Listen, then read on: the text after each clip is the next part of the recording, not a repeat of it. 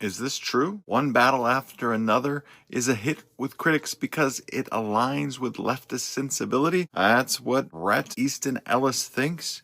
And he says there's a liberal mustiness to this movie. Who the heck is Bret? Bret Easton Ellis. That's the guy who wrote American Psycho. Now, I'd expect him to understand satire because that is what American Psycho is.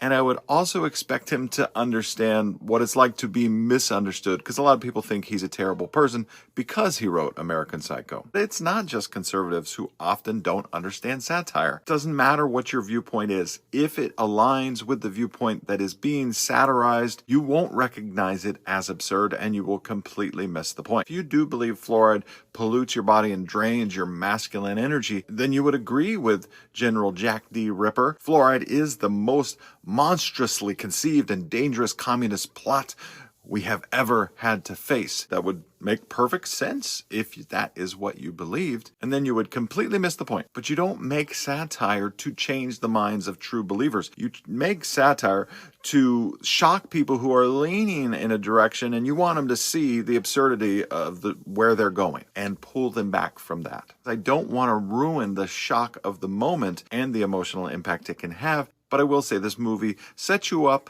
and then undercuts your expectations again and again. The most frightening characters are the least obvious. And yes, the movie is coming from a liberal perspective. Surprise, surprise, most of Hollywood is leaning that direction. But if you're conservative or liberal and you think that this movie is lionizing all of the liberal characters, then I don't think you get the point.